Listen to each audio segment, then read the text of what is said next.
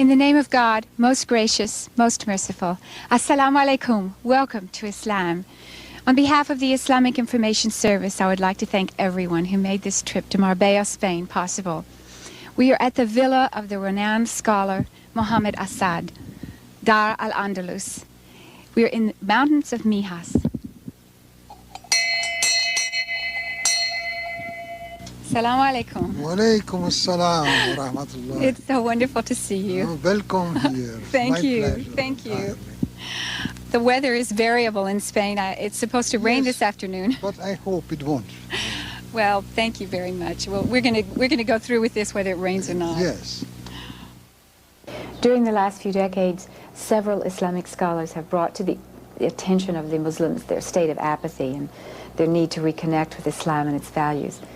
But few of them have had the impact of the renowned Muhammed Esed. His translation of the message of the Quran into English and several of his other books, including The Road to Mecca, which is his own personal odyssey, are widely read.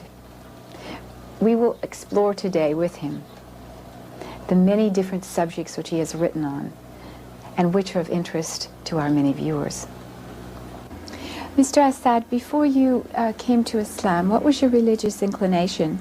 And did your view of God subsequently change? No, I had no religious inclination, precisely. Oh. And I was originally Jew, but nominally only. And I did not like the regulations of Judaism and the insistence of men serving God. This is one thing. God does not need service as such. And the second thing was the exclusivity of the Jews. They think that the whole world, whole creation is made for their sake only.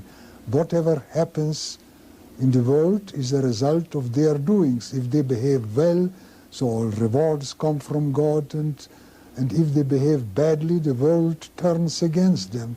So that displeased me, this egocentric, self-centered idea. But I had no religious inclination as such. And my approach to Islam was quite different. In your approach to Islam, what is your vision of God? What is your God concept? My concept of God is that God exists, and that I cannot understand him, that I cannot comprehend him, that he is infinite. My brain cannot operate with the concept of infinity or in time or in space, and I can have no idea what God is and how he is. I only know that he is, and that he is the creator, all-powerful, and that he embraces everything in his knowledge. What was your transitional process from not believing to believing in God? That was very strange. It was via the Arabs.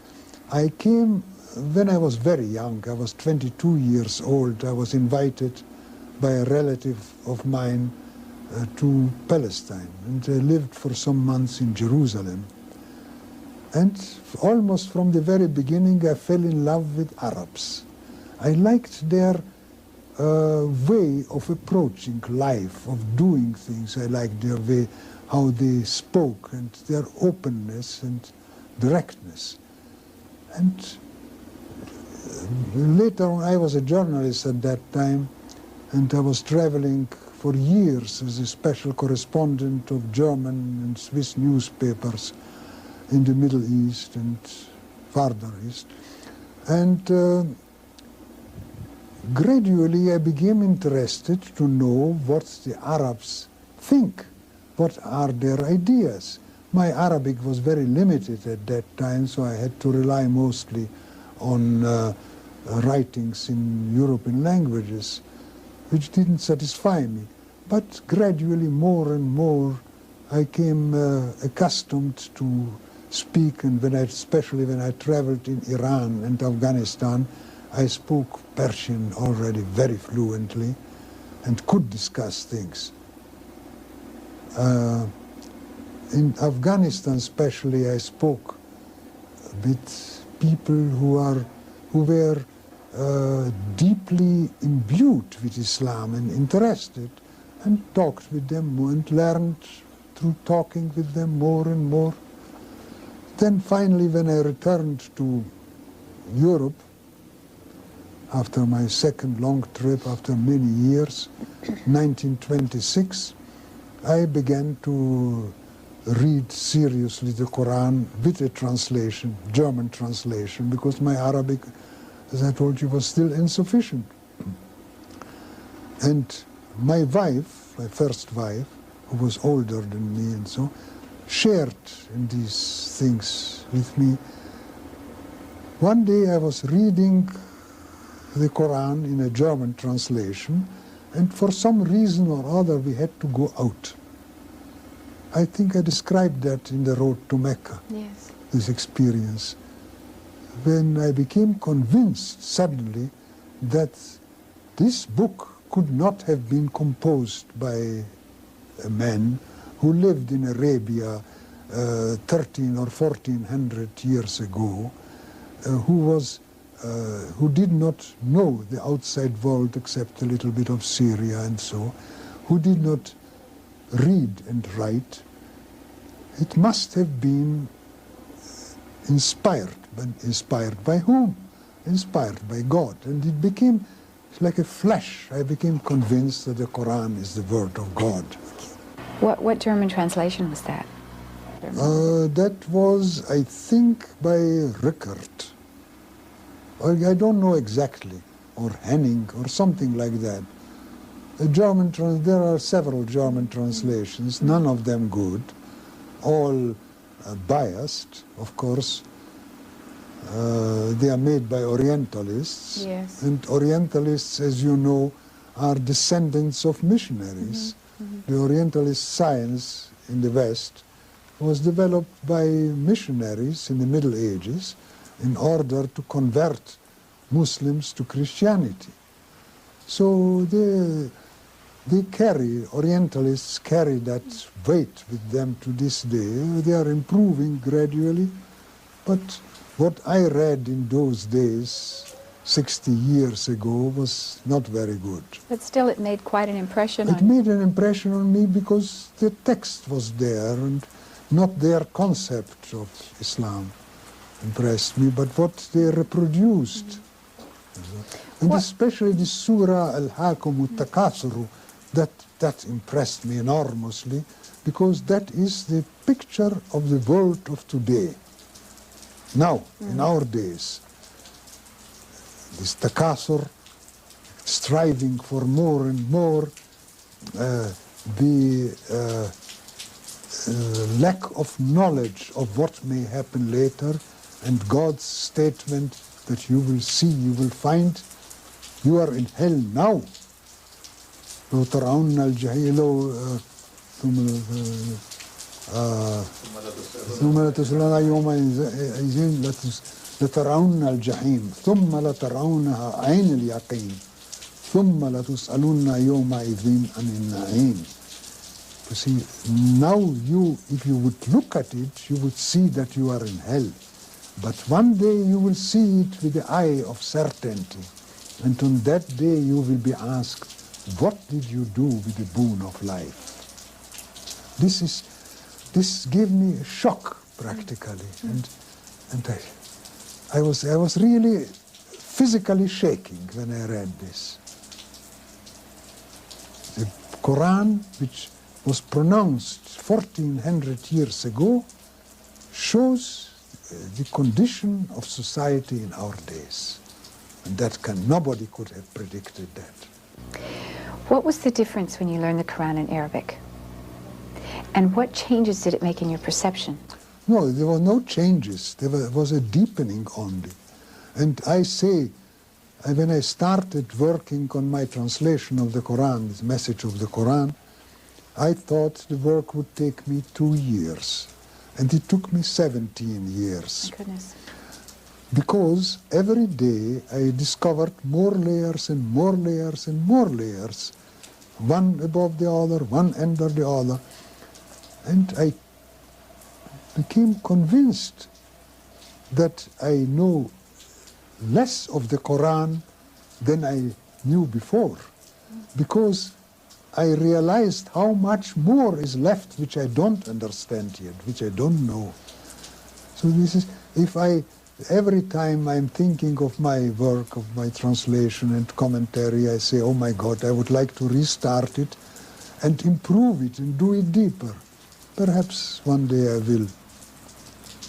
There is a science to commentary, to doing commentary. Yes, but you see, what I would like now is to write about consecutive meditations on the Quran, thinking on various parts of the Quran and trying to find these deeper layers which escape one at the first glance and at the second glance even. And if God gives me life, I will work on it. What about man's relationship to God and God's relationship to man? Man is God's creature, is utterly dependent on God and is nothing without God. God, on the other hand, is entirely independent, does not need man. God does not need anything. God does not need our prayers. God does not need even our statement that He is one and unique. It is for our benefit that He asks us to realize these things, to pray and to realize His oneness, not for His own sake, because He is in no need of anything. So, what about this oneness? the what? The oneness, the unity. Oneness. Oneness means that there is absolutely no reality apart from God, no deeper reality, that God embraces everything, that everything that exists or could potentially exist comes from God and is a result of God's will. So this unifies man with God and with nature, with yes, the rest of creation? First it unifies God with man, it gives him inner peace also. It unifies men with men, because all are cogs of the same wheel. And this is for our benefit that the Quran stresses from the beginning to the end that men must recognize the oneness of God. Is this a different kind of oneness than from other religions? I mean, Islam's concept of oneness, is this different? Of course, I don't know of any religion which stresses the oneness in that sense. Now, for example, Judaism is also very monotheistic. It has the concept of oneness. But the concept of God by the Jews is mainly the God of the people of Israel. It is a remnant of a tribal concept of deity. While in Islam, we are taught to understand, as much as human brains can understand, that God is everything that exists in Allah, in kul shay yarja ila Allah. Everything comes back. And this coming back has two meanings. One, that it returns to Him after death, which is the destiny of every human being, every living being, and the other coming back in the linguistic sense, coming back to its root of thought, you see. When I say, for example, this goes back to Greek roots, that means that it goes back logically in a chain until it reaches its origin in a Greek concept or so. And the Quran stresses that everything goes back to God as its source. God is the source of everything. What part